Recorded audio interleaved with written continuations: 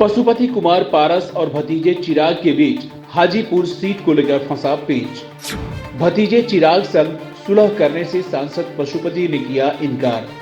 चाचा और भतीजे की इस लड़ाई से बीजेपी परेशान। पशुपति पारस ने 2024 में हाजीपुर से ही चुनाव लड़ने का किया ऐलान। 2024 के लोकसभा चुनाव को लेकर सभी राजनीतिक पार्टियां तैयारियों में जुट गई हैं।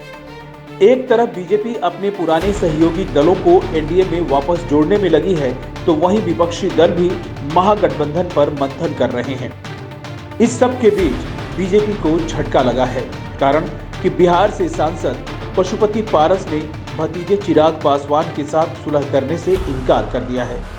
साथ ही हाजीपुर सीट से ही लोकसभा चुनाव लड़ने का उन्होंने ऐलान भी कर दिया है। दरअसल बीजेपी चाहती है कि पशुपति पारस और चिराग पासवान एकजुट होकर लोक जनशक्ति पार्टी से ही 2024 का चुनाव लड़ें। इसको लेकर केंद्रीय गृह राज्य मंत्री नित्यानंद राय ने 14 जुलाई को पशुपति पारस से मुलाकात की थी, लेकिन पशुपति पारस ने बीजेपी के प्रस्ताव को ये कहते हुए अस्वीकार कर दिया कि दल के साथ दिल भी टूट गए हैं, वो इस जीवन में चिराग पासवान के साथ नहीं आ सकते। इससे पहले नित्यानंद राय चिराग पासवान से भी मिल चुके हैं।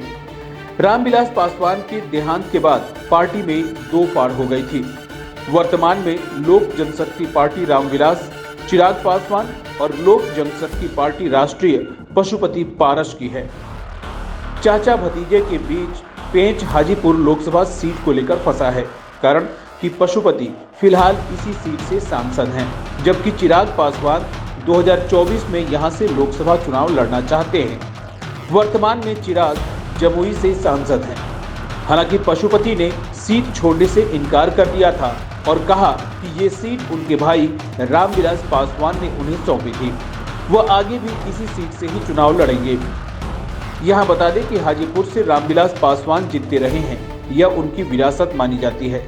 पशुपति पारस का कहना है कि वे 2024 में हाजीपुर से ही चुनाव लड़ेंगे। उनका कहना है कि चिराग पासवान का हाजीपुर से लड़ने की बात कहना जमुई की जनता से धोखा देने जैसा है।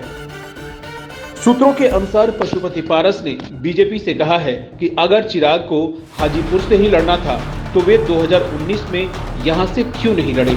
पशुपति पारस की पार्टी लोजपा राष्ट्रीय के पास खुद को मिलाकर 5 सांसद हैं। वे कह चुके हैं कि चिराग अगर एनडीए का हिस्सा बनते हैं तो वे इसका विरोध तो नहीं करेंगे, लेकिन स्वागत भी नहीं करेंगे।